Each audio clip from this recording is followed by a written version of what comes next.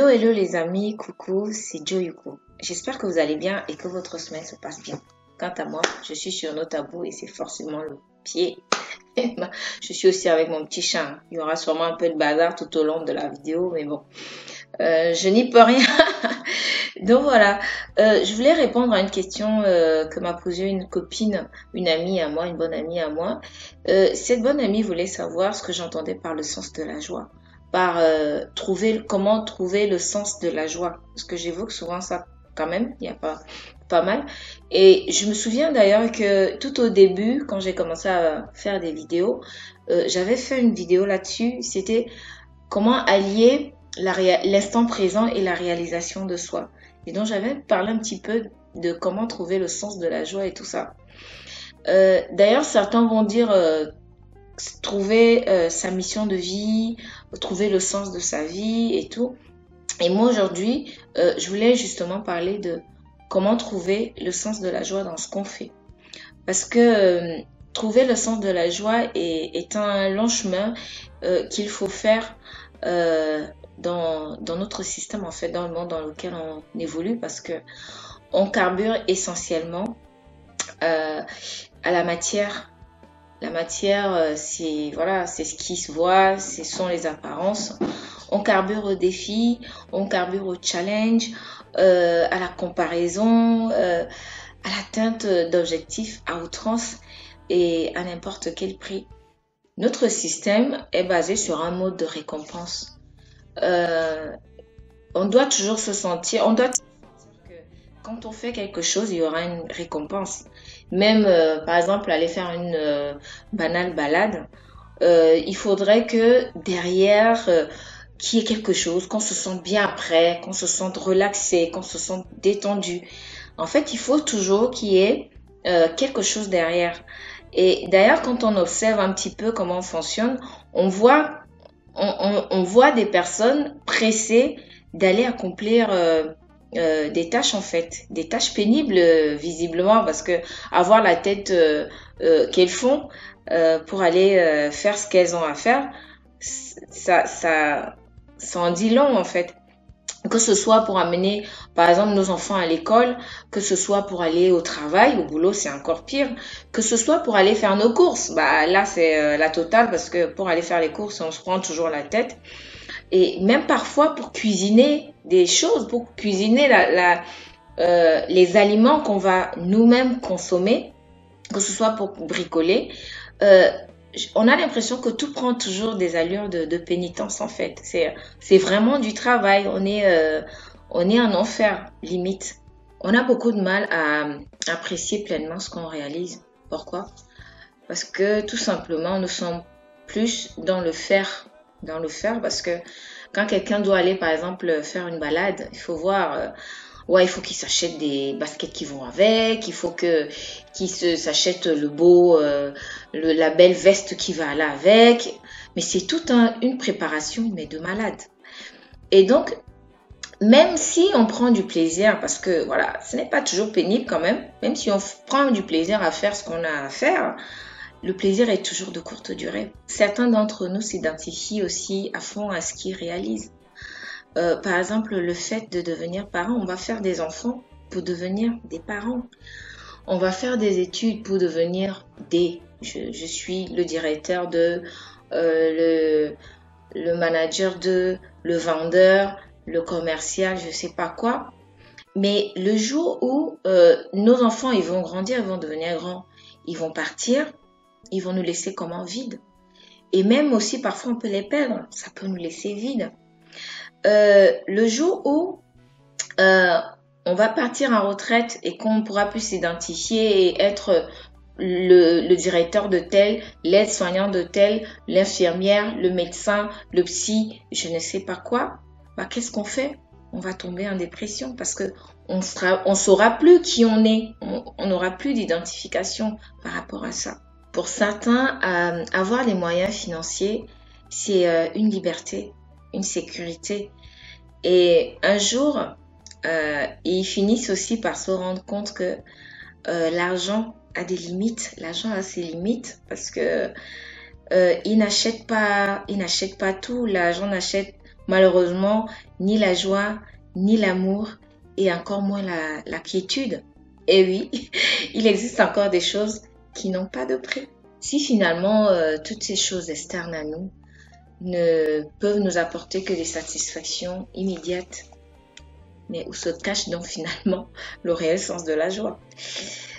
Beaucoup de personnes qui regardent cette vidéo, oui, toi aussi, si tu es là, ouais, toi, c'est que tu l'as déjà peut-être trouvé, le sens de ta joie. Ou soit tu la recherches encore, c'est possible. Tu recherches encore cette subtile essence qui nous échappe parce que franchement, elle est trop légère. C'est un truc de ouf en fait. Mais pour trouver cette subtile essence et pour la vivre, pour la ressentir, il faut sortir de toute identification. Je crois que c'est la base de tout. Et beaucoup d'entre nous, sans le savoir, partent d'un boulot à un autre, partent et changent de pays, voilà, changent de maison, déménagent. Il y en a même qui changent en ce moment de sexe. C'est pour vous dire le malaise. C'est pour dire à quel point on ne sait plus où mettre de la tête. C'est pour dire à quel point le sens de la joie manque dans ce que nous sommes et dans ce qu'on fait. Je conçois que ce soit difficile de se rendre à l'évidence, de se rendre compte que nous avons deux raisons de vivre et que les deux réclament autant notre attention. Parce que nous avons souvent tendance à mettre le focus sur la réalisation de tout ce qui est visible et de tout ce qui est apparent. Donc, par exemple, de réaliser plus notre identité, le nom qu'on va avoir, la situation matrimoniale, familiale, voilà, on va faire des enfants, avoir une femme, voilà. Le boulot qu'on va avoir, c'est ok. Qu'est-ce que je vais devenir, qui je suis, et puis la famille, voilà, on va plus mettre le focus dessus. Et puis ce qui va être tout ce qui est côté interne, qui nous concerne à l'intérieur, on va le confier aux autres. On va le confier au gourou, on va le confier au marabout, on va le confier à l'État, on va confier aux pasteurs, à tous les faiseurs de miracles, quoi. Parce que nous, on estime qu'ils sont beaucoup plus futés que nous. Et ils savent mieux que nous comment nous faire trouver la paix, comment nous faire trouver la quiétude. C'est aberrant. Je trouve ça fou. Quelque chose qui nous concerne intimement, qu'on le confie à quelqu'un d'autre. La réalité, on peut le voir qu'elle est tout autre. On n'a qu'à voir le malaise dans lequel on est et le fait qu'on ne puisse pas rester dans la joie sur la durée. C'est tout simplement que nos réalisations externes qui sont apparentes, qui se voient, ont autant besoin de notre intérieur pour s'harmoniser et être viables. Et on devrait peut-être être prêt à se défaire de nos réalisations, de nos identifications, justement pour pouvoir gagner en indépendance et en liberté. Pour ça, il faudrait peut-être être plus dans le être au lieu de prioriser le faire. Le faire peut devenir une prison. Une prison qui va nous donner l'impression que tout ce qu'on fait, c'est une punition, c'est une malédiction, et voilà. Et selon le conditionnement, ça peut devenir encore beaucoup plus pénible parce que dans certaines conditions, je vous dis pas, certaines réalisations prennent des allures de pénitence.